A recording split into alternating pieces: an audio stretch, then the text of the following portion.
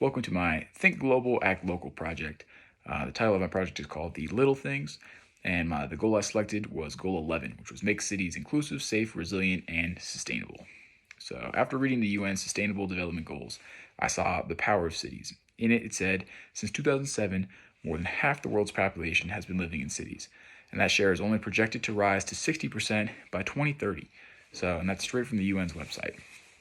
Now, personally, I have not spent much time in cities myself, but of the time that I have spent, I've noticed a real lack of overall community. So I believe that if we were to build up that community feeling, that those within the community would then want to take care of it.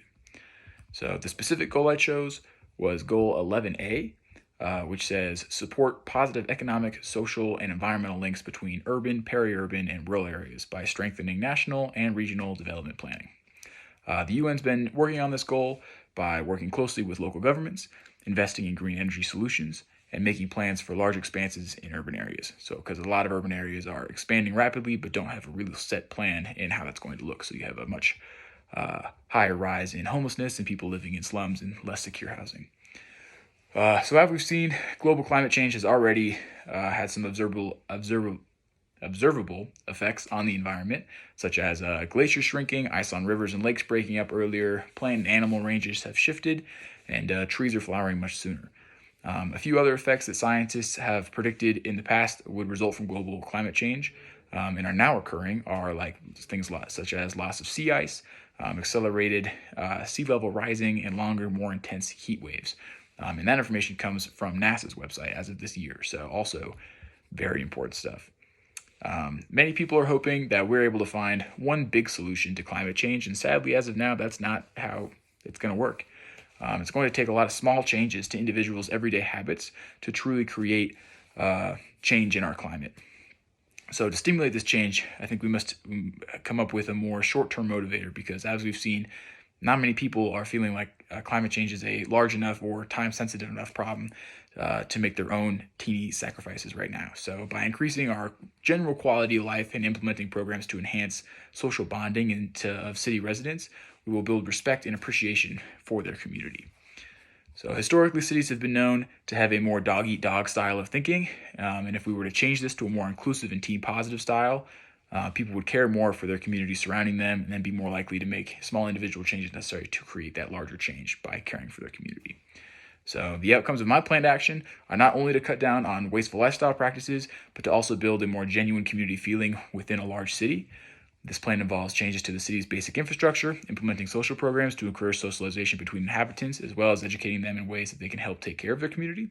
Examples of this would include making local produce easier to access through farmers markets, enhancing public transportation systems' effectiveness, making clean water a higher priority, tax incentives for walking or cycling, workshops on cutting electricity, workshops on simple DIY recycle/upcycle ideas, and neighborhood-wide garage sales and swap meets. So personally, when it comes to global problems like climate change, I like to look at some of the solutions that other countries are coming up with and test it to see really what's working and what isn't working. And one of the countries and cities really, that I've seen a lot of positive support and success in is Singapore. And Singapore is actually one of the greenest cities in Asia and has numerous plans in place to make it one of the greenest cities on the planet. So one of the plans they have is an incentive program called the Skyrise Greenery Incentive Scheme, or SGIS for short. And what SGIS does is it will fund up to 50% of installation costs of rooftop greenery and vertical greenery. And that was passed by the National Parks Board of Singapore. And I think if we brought some of those incentives programs where, since we have all this expansion and building in urban areas, if we were to incentivize that new building by making it more sustainable, using more sustainable resources, and even building in greenery like Singapore is doing, I think it would, not only make our cities much more pretty, but much more sustainable as well going forward. So for my professional action plan, I plan on moving to Chicago once I graduate and attempting to implement more of these like larger ideas. I'll hopefully have the opportunity of working directly with the City of Chicago's Parks and Recreation Department to get the ball rolling on some of the larger ideas, such as enhancing public transportation systems effectiveness, making clean water a higher priority, tax incentives for walking and cycling, etc. So, however, for now, I can work on implementing smaller ideas on a more local level by working with the NEU Thrift Tracks Club. I could have DIY recycle/upcycle workshops on campus by speaking with the NEU Thrift Jocks Club.